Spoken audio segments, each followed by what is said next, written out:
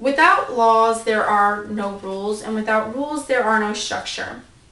Archaeologists some time ago found the first known documentation of laws, which was known as the Code of Hammurabi.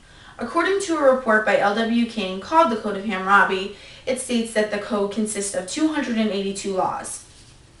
While studying in Western civilization in my humanities class at Columbus State Community College, it is known that the Code of Hammurabi has helped found and mold the beginning of structured civilization. The code has many laws that still do exist today and can be compared to many of the well-known documented laws that we abide by today.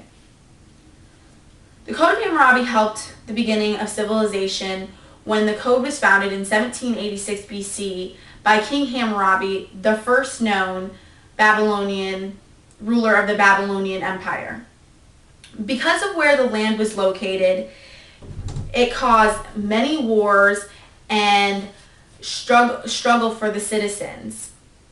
The area where this was located was between the Euphrates and Tigris River, which is now known as modern-day Iraq, then known as Mesopotamia.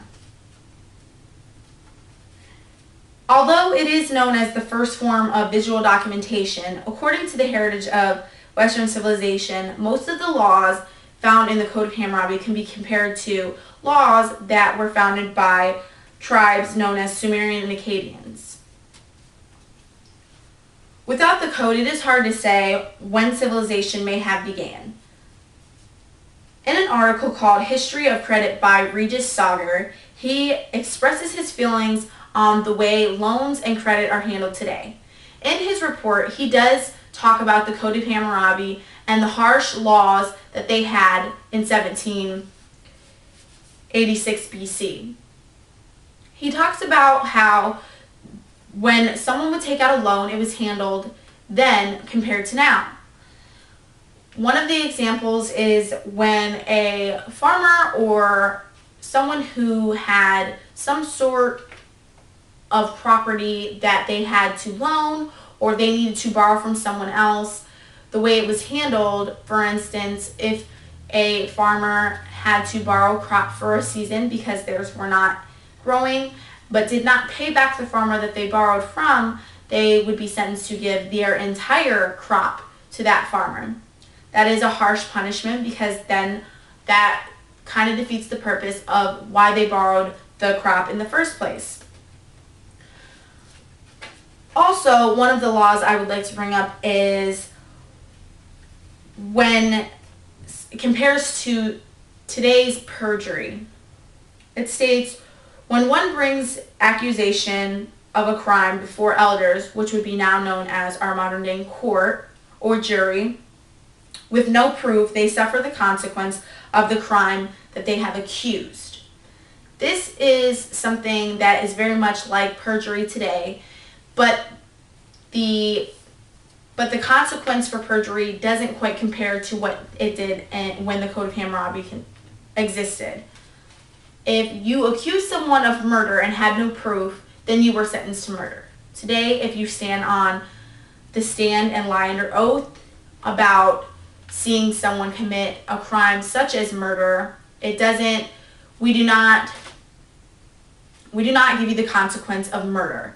There are many consequences for perjury, but it doesn't so happen to be like the law, like the Code of Hammurabi, like an eye for an eye.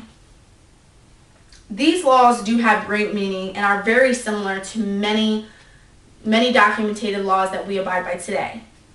Two of the documented laws that I feel this compares to are the Ten Commandments, which is something followed by a religious group or Christians, and also the Constitution, which is something that is abided by all Americans today. Although not everyone may think that these laws are just and fair, they are there for a reason, and we do abide by them for a reason. The Ten Commandments is something that most would argue is not comparable to the Code of Hammurabi because it is found as a religious belief, and the first founder and maker of the Ten Commandments was God, so there were no other ideas or forms that he got his ideas from. although many Christians would believe that, it has been studied that the Ten Commandments compares very much so to the Code of Hammurabi, as well as the Constitution. We have laws against murder, we have laws against war, we have laws against handling loans, and we have just laws against justice in general. And the Ten Commandments does have many laws, such as thou shalt not kill, thou shalt not commit adultery. This is being, when you're married, you should not have an affair with another person outside of your marriage. This also is something that was in the Code of Hammurabi and the Constitution, or laws today in general. The Constitution and the Code of Hammurabi are very much similar and touch all of the same subjects, just with different punishments. The Constitution today is more, in my opinion, just than the ideas of the Code of Hammurabi in 1786 BC, because they have a more solid ground and has been around for years, and is just fair in most cases for consequence for actions.